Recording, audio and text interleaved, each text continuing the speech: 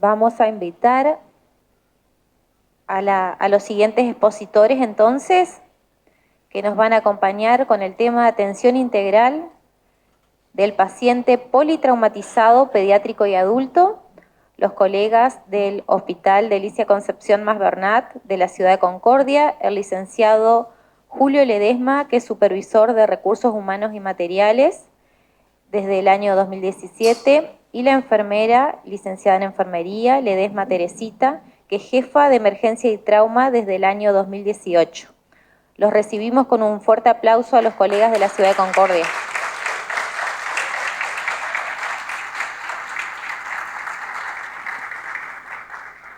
Buen día, ¿cómo están? Todo enfermero, todo lo que comenzamos en un determinado momento, comenzamos con un paso, siempre. Lo que queremos nosotros, a dónde queremos ir, qué queremos hacer. Pero siempre comenzamos con un paso. Siempre, así hagamos 1000 kilómetros, comenzamos con ese paso. O si vamos a ningún lado, siempre comenzamos con ese paso. Por eso es tan importante saber qué es lo que queremos nosotros como enfermeros, a dónde queremos ir. La importancia que tenemos nosotros porque estamos cumpliendo un rol muy importante en el lugar que estamos. Por eso debemos sentir lo que estamos haciendo.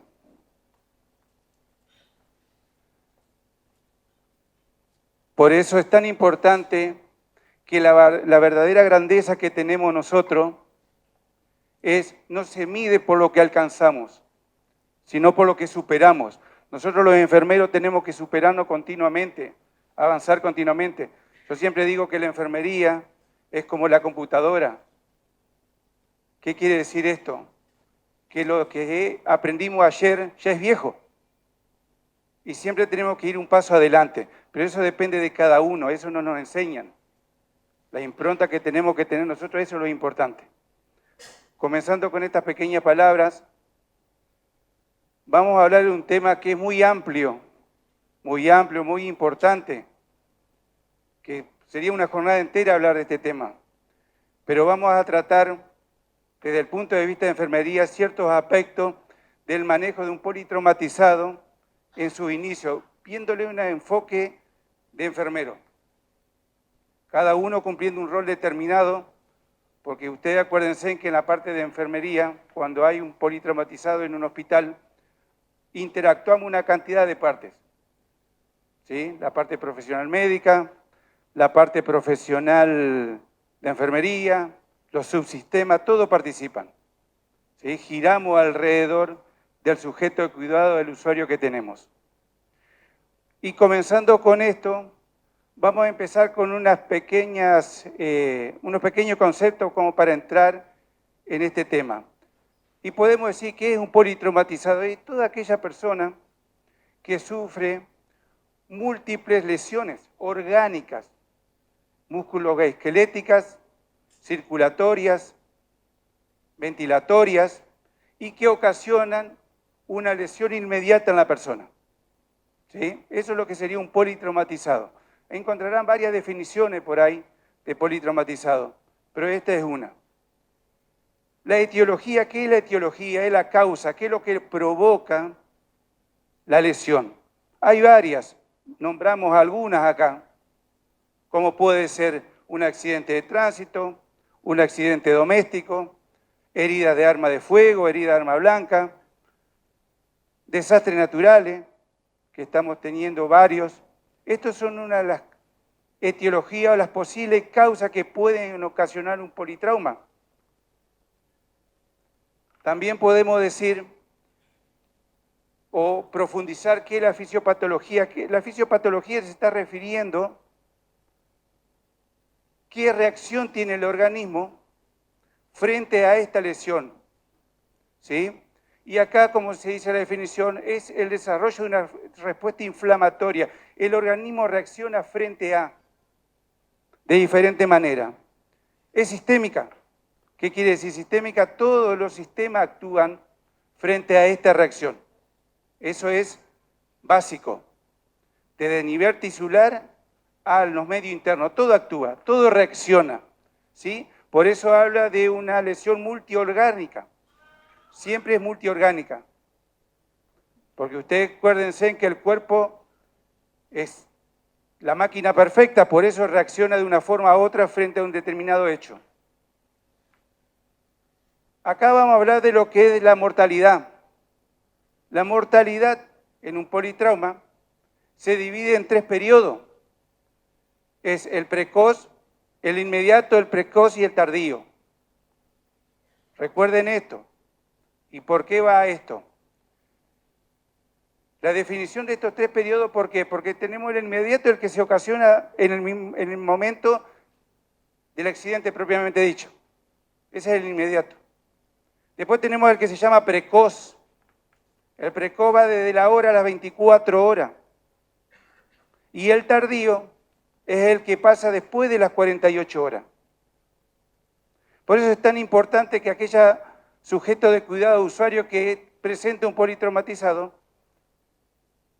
quede siempre más de 48 horas en observación, porque, como hablamos anteriormente, hay una alteración multiorgánica y se puede producir a posterior de las 48 horas, 72 horas, una manifestación.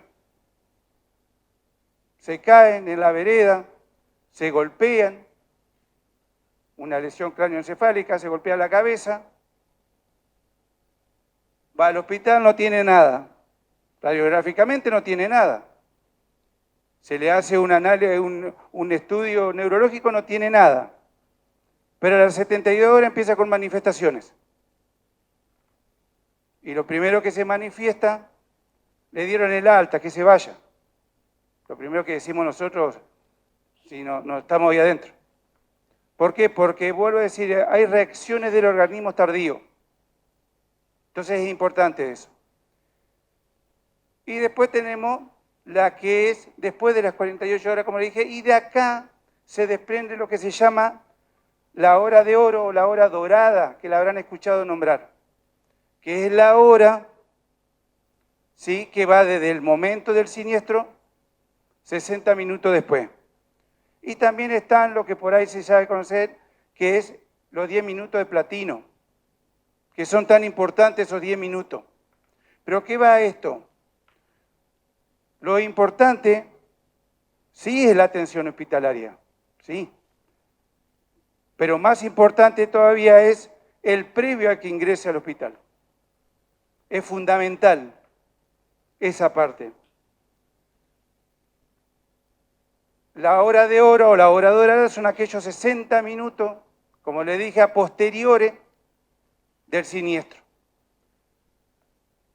Y esta intervención rápida, ¿qué nos juega a nosotros? La vida o la muerte. Fácil. Tenemos que tener mucho cuidado. ¿Por qué? Porque o podemos salvar una vida o no, en el accionar rápido que se haga en ese intervín de 1 hora o 10 minutos. Una vez que hicimos todo esto, empezamos con lo que se llama una valoración inicial. Cuando esto está, digamos que está puesto en forma paulatina, no, esto es rápida, pero no a las corridas. En la última parte, bueno, ahí no se ve, que habla que debe ser sistemática, el control y ordenado. Pero esto es rápido, esto no se hace en forma lenta, ¿sí? Por eso estamos hablando de los 10 minutos y esos. Cuando atendemos a un politraumatizado, debemos tratar en primer lugar lo que es la emergencia vital. Pero ¿por qué le pongo emergencia vital y no le pongo urgencia vital? Porque entre la emergencia y la urgencia hay una pequeña diferencia. Si vamos a la bibliografía, la urgencia es lo que se hace dentro de las 24 horas. Y la emergencia es lo que se realiza en forma inmediata, en forma rápida. Esas son las diferencias que se tienen. Y en base a esto, hay una pequeña, gran importancia de una sigla que habla de una ABCDE, que es la primera evaluación que enfoca para identificar todo aquello que puede ocasionar, ¿sí?, un daño o una amenaza vital en forma inmediata. Y para entender que un ABCD, que son unas siglas en inglés, determina determinadas características que tenemos que observar en el usuario. ¿Y estos cuáles son? El A, el mantenimiento de las vías aéreas permeables y control cervical. Eso es el primer paso. El segundo paso, o lo segundo que tenemos que observar, es la ventilación y la respiración. Eso es el segundo paso. Vuelvo a repetir, esto va en forma rápida, ¿eh? Esto está detallado como para que lo entendamos. Después el C es la circulación o control de hemorragias.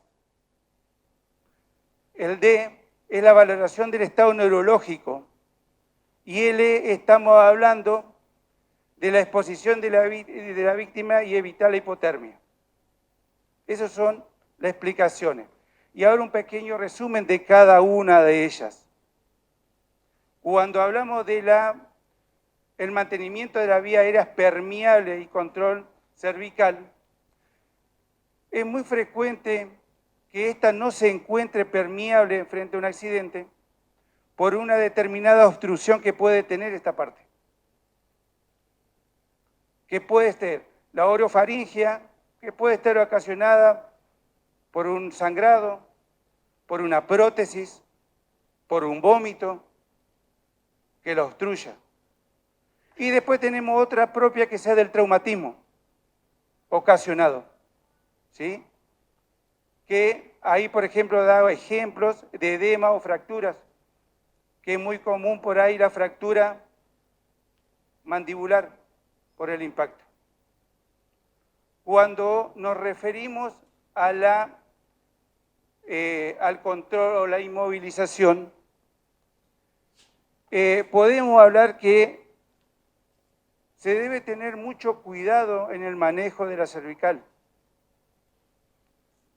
Aunque parezca mentira, todo usuario o todo sujeto de cuidado con un politrauma se debe considerar que puede tener una lesión a nivel cervical. Y esto es un control neutral, con utilización de un collar, ¿sí?, y una fijación manual. Fíjense en el ejemplo del medio, para que vean. ¿Por qué? Porque acuérdense que nosotros tenemos que evitar de que la parte de la columna cervical se mueva lo menos posible. Si nosotros tenemos un ejemplo que puede pasar, porque acá estamos hablando de una situación de que fue atendido o fue traído el usuario por una persona que tiene o una ambulancia que tiene los elementos para. Y si no lo tiene, y te lo traen en un auto común y te dicen, se cayó y lo encontré tirado porque se cayó de la bicicleta y se golpeó la cabeza. Lo primero que tenemos que hacer nosotros es la fijación. No nos queda otra. No tenemos que correr alrededor de la camilla del sujeto de cuidado desesperándonos a ver qué hacemos. Aunque venga hablando, aunque venga charlando. No tengo nada, no tengo nada. No. Hay que fijar. No queda otra. No queda otra. No, yo no quiero. No. Se coloca hasta que se hagan los estudios complementarios que corresponden. Y algo tan importante que también tenemos que tener en cuenta es que es común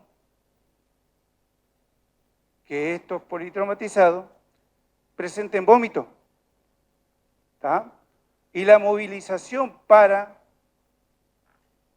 cuando presenta el vómito, ¿qué hacemos? Y lateralizamos la cabeza. Error. Lo movemos en bloque. Un ejemplo ahí está, que hay varios, es moverlo en bloque. Lo tenemos en cúbito dorsal y lo tenemos que colocar en cúbito lateral, en bloque. Y en bloque casi siempre son 3 personas porque una debe sostener sí o sí la columna cervical. Sí o sí. Y lo otro sí lo movilizan, fíjense, hasta con los brazos cruzados como corresponde. Siempre recuerden eso, siempre. Porque por ahí instintivamente empieza con sensación de náuseas antes de vomitar y enseguida colocamos la cabeza de costado. ¿Sí? Lateralizamos la cabeza y el cuerpo lo dejamos en cúbito dorsal. ¿Cuándo podemos sospechar que hay una obstrucción? Cuando el sujeto de cuidado está inconsciente. Cuando escuchamos estridores, el enfermero tiene que aprender a escuchar, a palpar, a observar, no ver, observar. El enfermero tiene que saber observar, auscultar, saber identificar los sonidos. Y eso lo da la práctica continua. Pues damos el ejemplo del estridor. ¿Saben cuál es el estridor, no es cierto? Siempre nos enseñaban en la facultad que es como cuando el papel quemado, que uno lo rompe en las manos. Así suena el estridor. El gorgoteo o el ronquido. Cuando hay movimientos respiratorios mínimos ausentes. Y cuando utilizamos los músculos accesorios. Ejemplo, el esternocleidomastoideo, los intercostales, que vemos ese esfuerzo que hace la persona en poder ingresar la respiración. Entonces tenemos que ver todo eso. Esto de forma, tenemos 10 minutos, como se diría vulgarmente, para hacer todo esto rápido. ¿Y cuándo sabemos que no hay una obstrucción? Como dice ahí, cuando vemos que el sujeto de cuidado no está hablando. No que esfuerce y habla, no está hablando normalmente. Entonces no identifica de que no existe una obstrucción. Y la sospecha de lesión de columna cervical, semejante. El sujeto de cuidado está inconsciente, un traumatismo cráneoencefálico, facial o supraclavicular. También podemos hablar de un siniestro de a gran velocidad o de motobicicleta. Estos son ejemplos. Pero como yo le dije al principio, toda persona que venga con un trauma, hay que considerar que tiene una lesión cervical, hasta descartarla. El ejemplo que le di recién, iba caminando, me tropecé en la vereda y me caí, y me golpeé. Me golpeé la cabeza, no, pero estoy bien, no pasa nada, quédate tranquilo, está todo bien. ¿Y si tiene? Porque la fractura no es únicamente que hay un desplazamiento, puede ser varios los causales en la lesión propiamente dicha. Una vez que nosotros observamos esto, vamos a lo que es la ventilación y la respiración. ¿Qué es esto? No es más ni menos que el correcto ingreso del oxígeno. No vamos a describir lo que es ventilación y respiración porque no son lo mismo, ¿sí?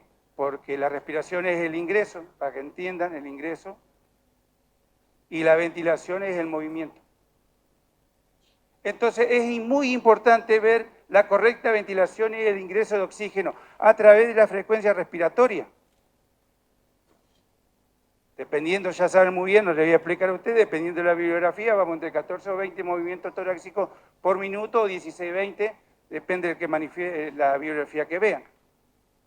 Entonces es muy importante ver la frecuencia respiratoria y la calidad de ese ingreso de aire que tiene. Y en base a eso, ver si es necesario, y ahora se lo voy a explicar un poquito después, si es necesario el soporte ventilatorio, o sea, la colocación de oxígeno. Y si es necesario la colocación de oxígeno, tenemos que ver también cuánto se le coloca. Porque viene respirando mal y le pongo 6 litros. Algo vamos a ocasionar, ¿no es cierto? También muy importante en estos casos observar la simetría de los movimientos torácicos. Es muy importante.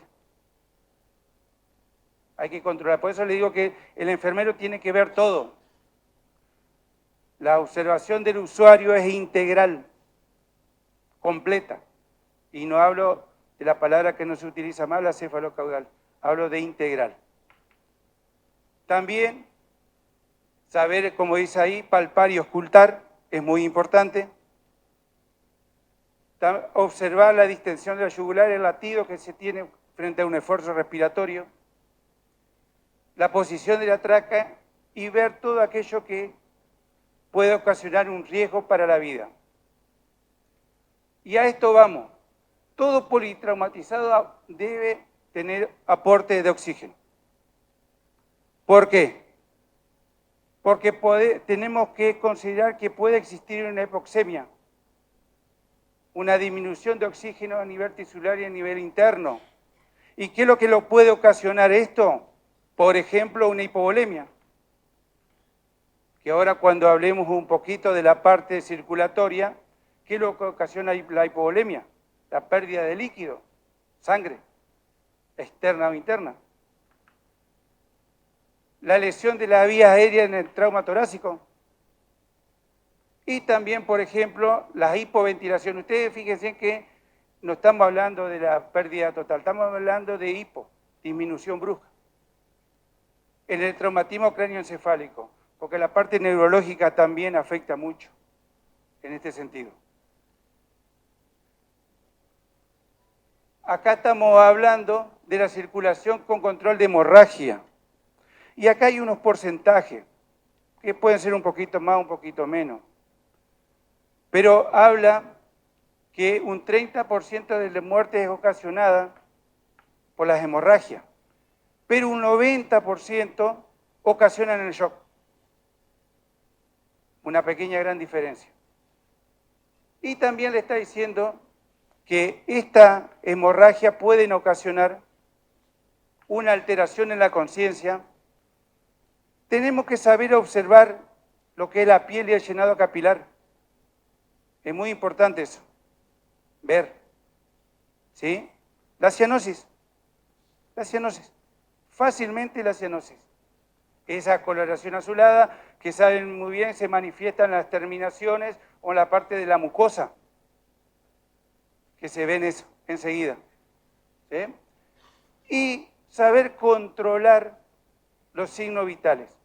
Ahí le estamos hablando de temperatura, estamos hablando del pulso, estamos hablando de la tensión arterial. ¿Por qué?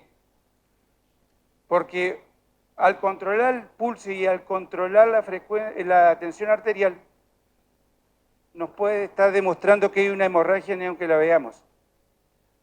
¿Sí? ¿Por qué? Porque si nosotros tenemos una taquicardia, o sea, un aumento de la frecuencia cardíaca, ¿sí? Y tenemos una hipotensión, nos puede estar manifestando de que hay una hemorragia interna. ¿Sí? El corazón está bombeando más sangre de lo normal por la pérdida y la presión baja. Eso puede darnos un ejemplo de que hay una hemorragia, porque la hemorragia ustedes saben muy bien que puede ser visible o no visible. La pueden ver porque es externa, o la que es interna muchas veces no la vemos, hasta que se nos choqueó, y no por dolor, sino por pérdida de líquido. Acá cuando habla de activar lo que son los exámenes complementarios, ustedes saben muy bien que eso también se trabaja en forma rápida adentro de una guardia. La colocación importante de una venopunción de un calibre grueso, un 16, un 14. ¿Por qué? Porque tenemos que tener acceso rápido para poder incorporar líquidos, que puede ser soluciones, sangre, plasma, en forma rápida, indicada por el profesional médico, no la indicamos nosotros. Por eso estoy colocando ahí, siempre por indicación médica, controlar las hemorragias. ¿Por qué? Porque ustedes saben que uno de los huesos más grandes, que es el fémur, que casi siempre se fracturan por ahí en un accidente, que es uno de los que más sangre produce. Entonces, la ruptura de esos huesos son tan importantes de saber controlarlo, ¿sí? Que eso el profesional médico lo manejará. Además, la colocación de una sonda vesical también por indicación médica. ¿Por qué? Porque el balance hidroelectrolítico es muy importante, saber lo que ingresa y lo que egresa. Y a través de la colocación de una sonda podemos observar muchas características, porque hasta que podemos poner una sonda y viene con hematuria. Viene con hematuria. ¿Qué nos da la pauta esa? Una lesión renal. ¿Dónde? Lo dirán los estudios complementarios, pero es importante.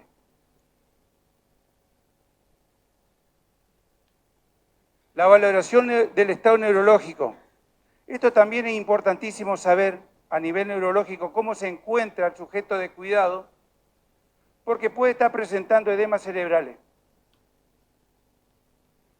Y esto se mide lo que son los estados de alerta, si responde a la voz, porque vieron cuando viene lo primero que, ¿me escuchás? Hola, ¿cómo te llamas?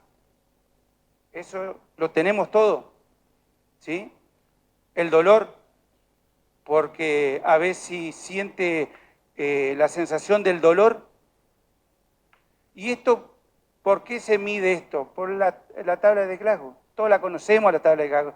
La tabla de Glasgow mide ciertas características, ¿sí? Variables, que habla, por ejemplo, de la ocular, ¿sí? Habla de la verbal, habla de la motora, y cada una de ellas tiene características, y cada una de esas características tiene un valor que se mide como una tabla de Likert, y dependiendo la suma de todo eso, te da el estado de conciencia que tiene el sujeto de cuidado. Eso está en todo lado, ¿sí? Y también es muy importante el control de las pupilas, porque el control de las pupilas nos puede estar manifestando alguna lesión que tenga, ¿sí? Y acá se le da más o menos para que ustedes tengan un ejemplo. La isocoria es lo que tenemos nosotros. Las dos están iguales. Pero después tenemos la miosis, que es la disminución de la pupila en forma brusca. Quedan chiquititas, parecen unos puntitos, chiquitos. Después tenemos la midiasis, que es la dilatación amplia, que esta es muy común, en la que lo conocemos, calculo que todos ustedes la habrán visto, que es la que se le dice el ojo de mapache. ¿Cuál es esta? Cuando hay una lesión de base de cráneo. Es como la gente que consume droga y le queda las pupilas súper dilatadas, ¿sí? Y después tenemos la anisocoria, que es aquella que es desigual. Una está grande y una está chica. Todo esto, si nosotros vemos las tres últimas, nos está diciendo que hay alguna alteración. ¿Cuál es la causa que está provocando esto dentro del cerebro? No lo sabemos. Pero nos tiene que abrir el ojo, valga la redundancia, de que hay algo a nivel neurológico. Para que nosotros al profesional médico le avisemos, tiene esto, esto y esto. Y él sabrá. Por eso es un trabajo en conjunto que tenemos nosotros. Exposición de la víctima y prevención de hipotermia. Cuando nosotros tenemos un politraumatizado, sí o sí hay que desvestirlo. ¿Sí? Sí o sí hay que desvestirlo, porque tenemos que observar completamente, una observación integral, como le dije. Sí o sí integral. ¿Ya? Pero también tenemos que evitar la hipotermia, el enfriamiento de la persona. ¿Sí? Es muy importante eso, porque no únicamente la lesión está cúbito dorsal, boca arriba, hablando como corresponde. Si no lo ponemos en cúbito, no, bueno, ¿cómo hacemos? Y lo colocamos en cúbito lateral y observamos la espalda, por ejemplo. Porque hay muchas lesiones que no se manifiestan por delante y no se manifiestan por detrás. Pero todo esto a qué va, tenemos que evitar que el cuerpo se enfríe. Acuérdense que estamos teniendo una pérdida de algo, de líquido, de lo que sea, y la temperatura empieza a bajar en forma brusca. Y cuando lo movilizamos, acuérdense, siempre en bloque, siempre en bloque, siempre. Una vez que hicimos todo esto en 10 minutos, menos. Esto es rápido, le voy a repetir, esto se explica paulatinamente, pero esto es rápido. Mécane. Lo hacemos una segunda valoración. Pero a esta valoración no podemos llegar si no hicimos la primera. Imposible. Entonces, ¿qué es lo que vamos a hacer?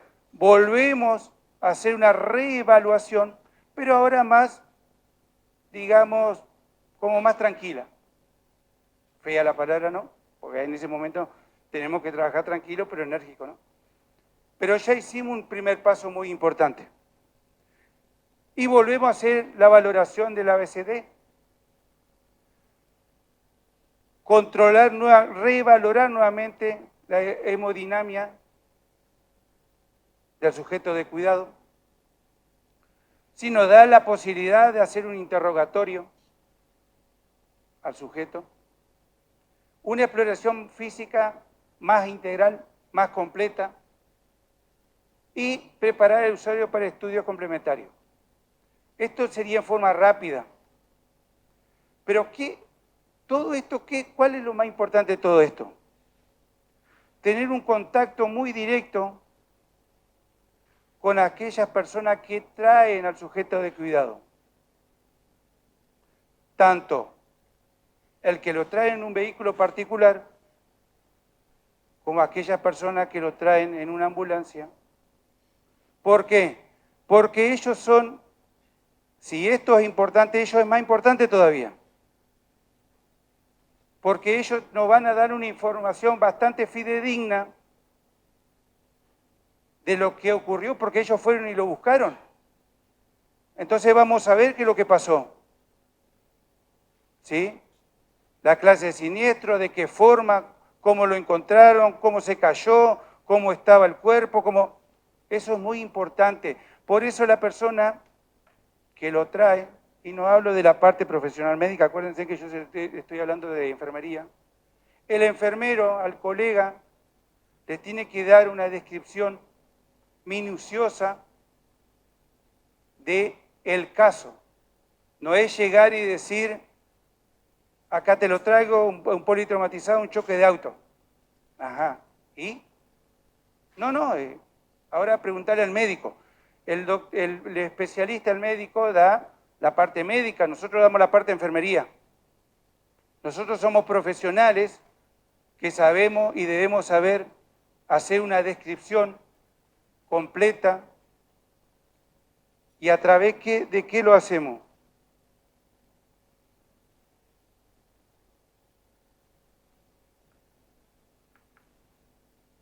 Del PAE,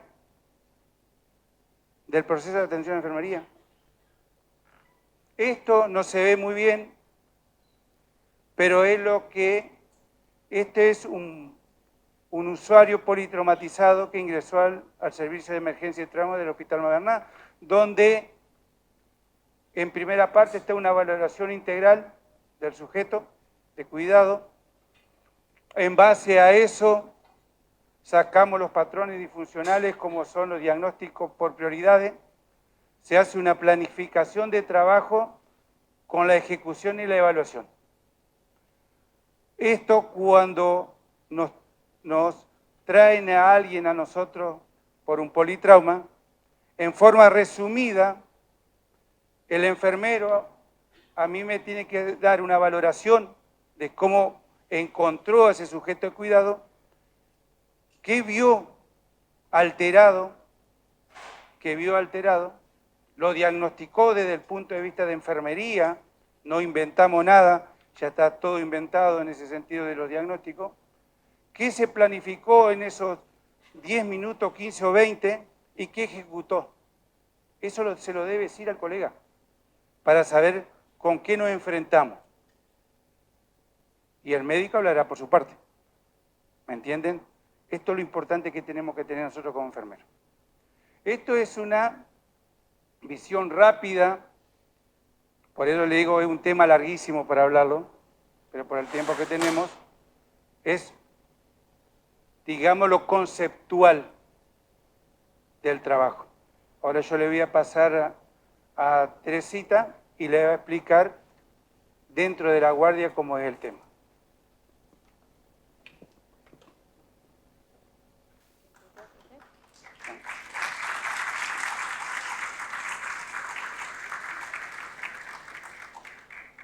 Bueno, buenos días a todos. Mi nombre es Teresita.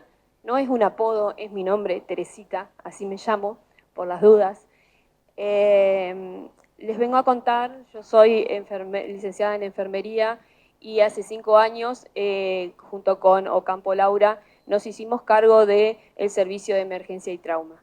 Muchas veces me van a escuchar en este relato hablar de mi servicio, mis enfermeros, mi hospital, porque realmente considero que es mi segunda casa y así es lo que yo quiero manifestarle a cada uno de ustedes.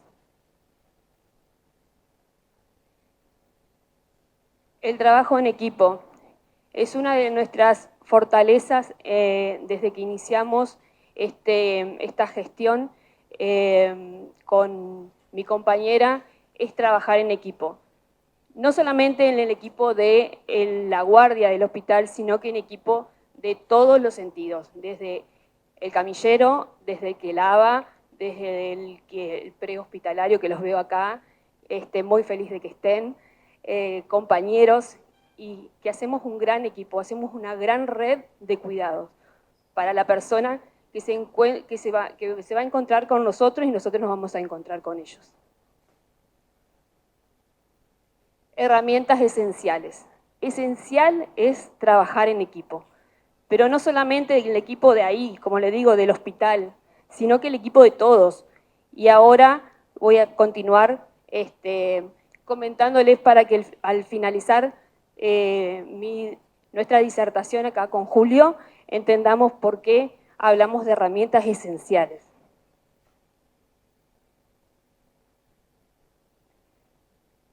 Cuando se enciendan las alarmas es cuando es la importancia del rol de enfermería.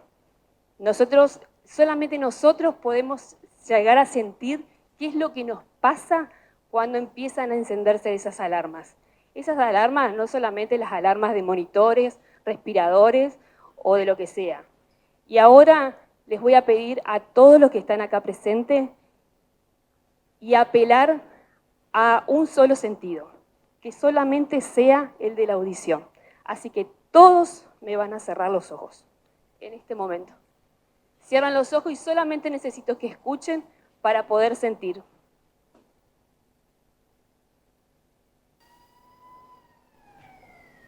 Díganme si no es imponente ese ruido cuando empieza a sonar y llega a nuestro hospital y estamos de guardia.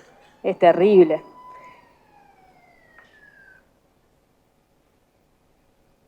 Entonces les voy a contar que los politraumas en emergencia y trauma se trabajan en equipo y tenemos roles fundamentales. El rol fundamental del enfermero es tener una coordinación. Una coordinación es pertenecer a un equipo donde uno tiene que trabajar con protocolos para poder ser coordinados a la hora de brindar un cuidado hacia la persona que va a ingresar a nuestro hospital y mucho más a nuestra guardia.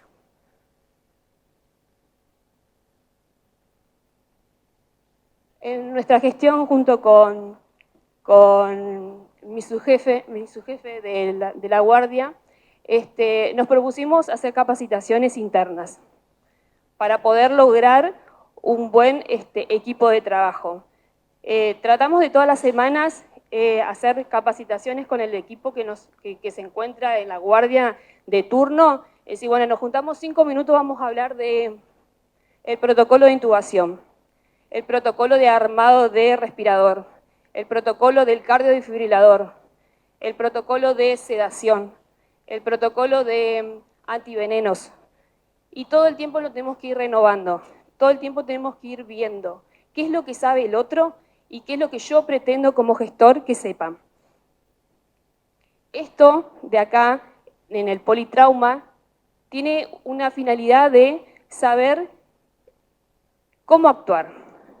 Uno se designa a un profesional en el showroom adulto o pediátrico. Esa designación de ese enfermero es el que está más capacitado, el que tiene todos los conocimientos, el que tiene la destreza y no justamente es el más viejo. Entonces sabe, por ende, que va a tener que necesitar dos más para ayudarlo. Uno el que va a colaborar y el otro que va a circular en los distintos lugares donde se lo requiera. ¿Por qué solamente 3? En la guardia nosotros tenemos entre 8, 9, 10, con mucha suerte, de enfermeros. Imagínense que la guardia no solamente atiende emergencias, sino que también atendemos urgencia y tenemos usuarios con esta nueva enfermedad del dengue.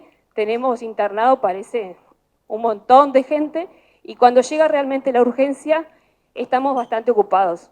Pero para esto está esto. ¿Por qué? Porque no podemos salir los 9 a atender un solo usuario porque lo estorbamos, porque no sabemos qué hacemos, porque todo el mundo se vuelve loco, porque todo el mundo grita y esas cosas no se hacen. Nosotros tenemos que trabajar a conciencia. A conciencia que significa yo gestor, mi enfermero va a ser uno, el que esté en el showroom. Y él es el que va a elegir su compañero, el que lo va a ayudar para las vías periféricas y el que va a circular para llamar al de laboratorio, al de rayos, etcétera, etcétera, etcétera. O el que falte algo. Obviamente que estar equipado el showroom es algo que nosotros ya lo tenemos que tener hecho. Más de una vez escuchamos, espera que la unidad no la tengo preparada. ¿Y la hora de oro? ¿En qué quedamos? Ya la tengo que tener preparada. Yo entro a la guardia y ya tengo que tener todo lo que yo necesito para la urgencia, la emergencia, en este caso de un politrauma. Ay, no, perdón.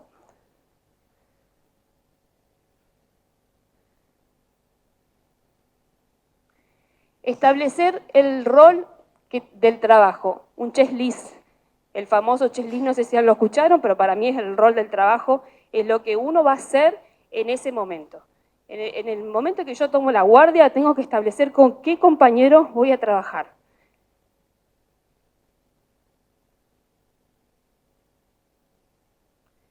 Como les dije, el showroom tiene que estar equipado con todo, con su carro de paro, con su cardiodesfibrilador, que ande el oxígeno, que ande el respirador, que ande para aspirar el paciente, el usuario. Tener protocolos de acción es fundamental. Es fundamental, es por donde tenemos que empezar. Si no lo tenemos, empecemos.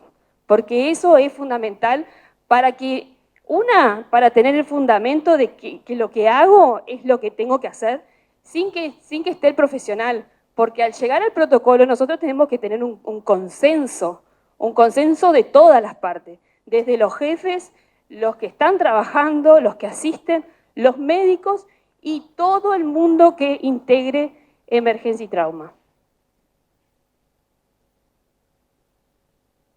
Las derivaciones al hospital de alta complejidad.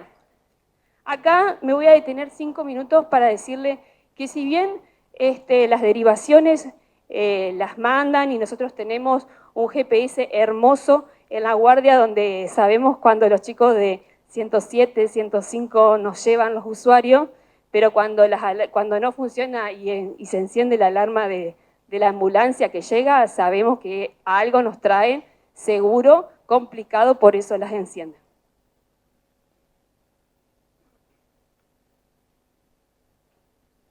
Todo tenemos que tener registro. Por ahí muchas veces me ha pasado soy muy partidaria de salir a recibir los usuarios que ingresan a la guardia durante la mañana de lunes a viernes, siempre estoy, y salgo al encuentro, por eso la mayoría de los del 107 o 105 me conocen, porque siempre salgo a recibirlos, a preguntarles qué traen, qué es lo que hicieron y esas cosas. Cuando me encuentro con alguien nuevo me dice, ¿qué? ¿No me lo vas a recibir? Y solamente le pregunté si le tomamos los signos vitales, nada más, función de enfermería, o sea, no hay otra cosa. Solamente tener un buen registro hace que la profesión se enaltezca. Uno tiene que ser consciente que el registro, poseemos una matrícula y esa matrícula hay que defenderla, hay que cuidarla, porque nos costó llegar a eso.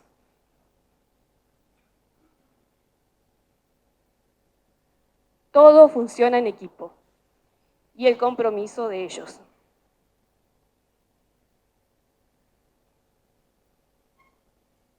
Y como les dije, es mi equipo. Muy orgullosa de tener mi equipo. Tenemos defectos miles, pero hay que defender lo que es de uno y trabajarlo todos los días.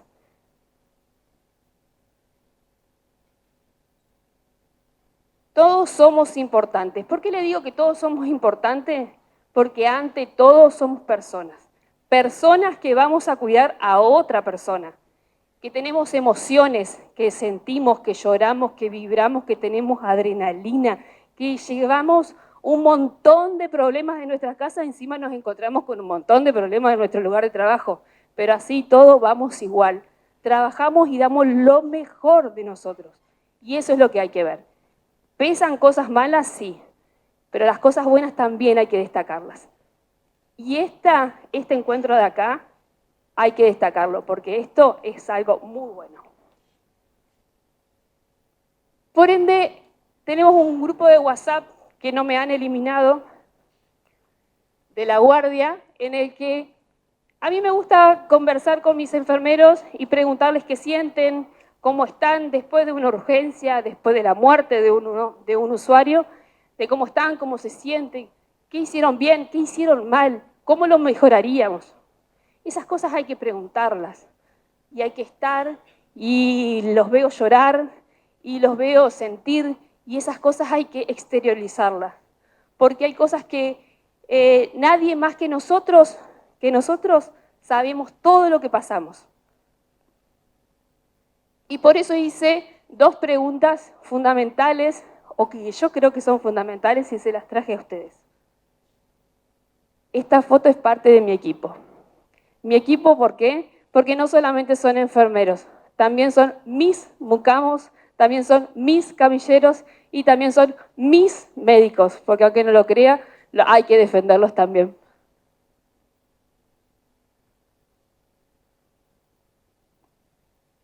Y como les dije, haz visible lo invisible.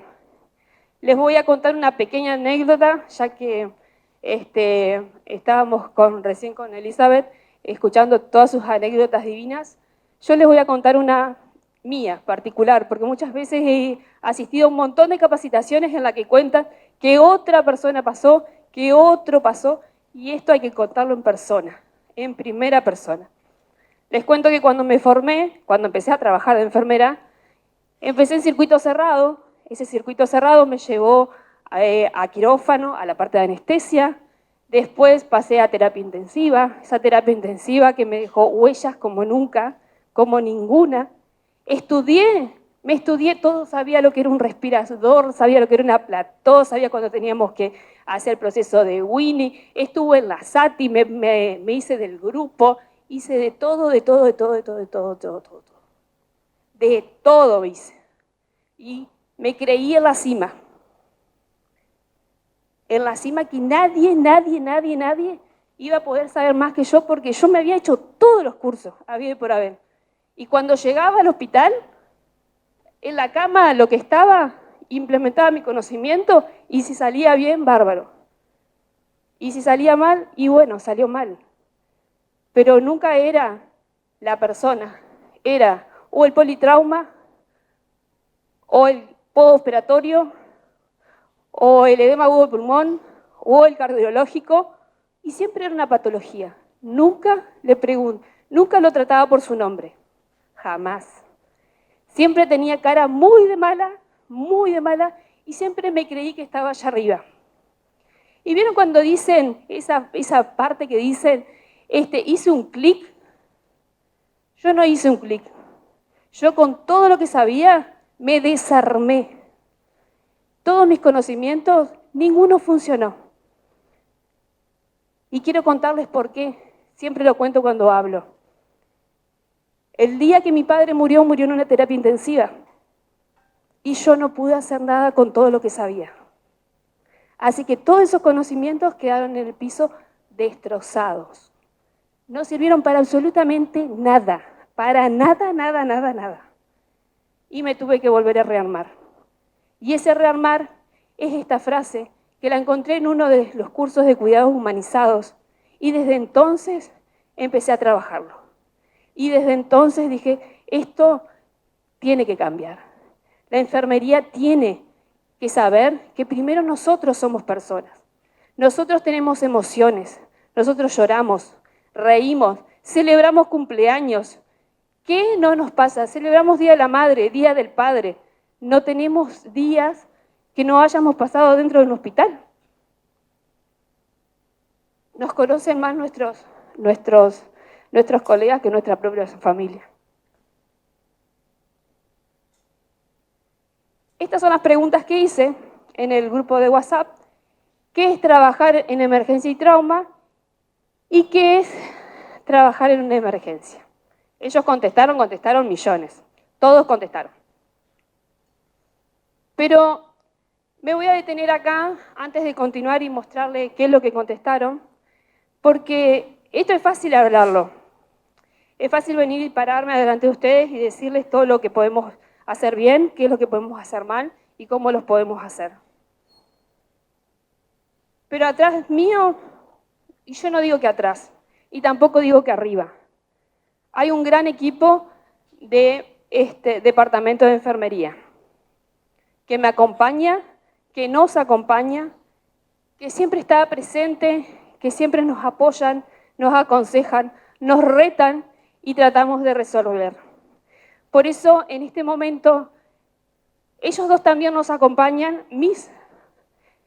ahora también lo vuelvo a decir, mis supervisores de área, que me gustaría presentárselos, porque es muy importante para mí que ellos estén, más allá que Julio también es nuestro supervisor, y quiero que se pare acá al lado mío, por favor.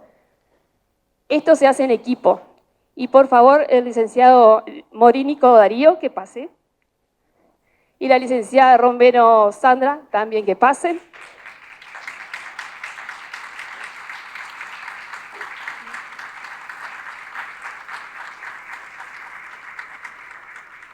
Tenemos muchas diferencias, pero tenemos un solo objetivo. Soy feliz de ser parte del Hospital de Licea Concepción Bernal. Soy feliz de ser parte de un equipo. Este equipo es el Departamento de Enfermería, que hoy está presente acá para todos ustedes, para estar a disposición de todo lo que se pueda lograr en equipo. Sí, sin esto no podemos hacer nada. Siempre hay una red de cuidado y esta red de cuidado empieza acá. Perdón, volví para atrás. Bueno, no se van a leer, pero estas son algunas de las respuestas que los chicos me dieron con las preguntas. Satisfacción es una, orgullo, pertenecer, adrenalina en el momento en el que estamos y lo más importante es que se sientan pertenecientes a un equipo. Ese equipo puede ser cualquier otro. Este equipo es mi equipo. Estas son otras respuestas. Y así nos despedimos, dándole las gracias y dejándolo mejor. Me falta una. Muchas gracias.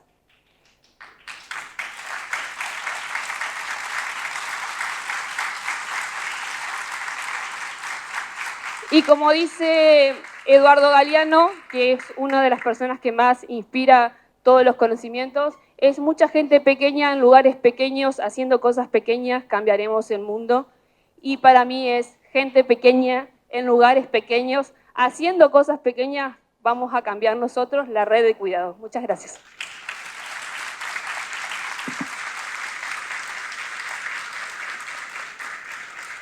Así le damos las gracias a Julio Ledesma y a Teresita Ledesma. Le vamos a hacer entrega de un presente y gracias por esta ponencia. Nos vamos a ir preparando para la próxima ponencia.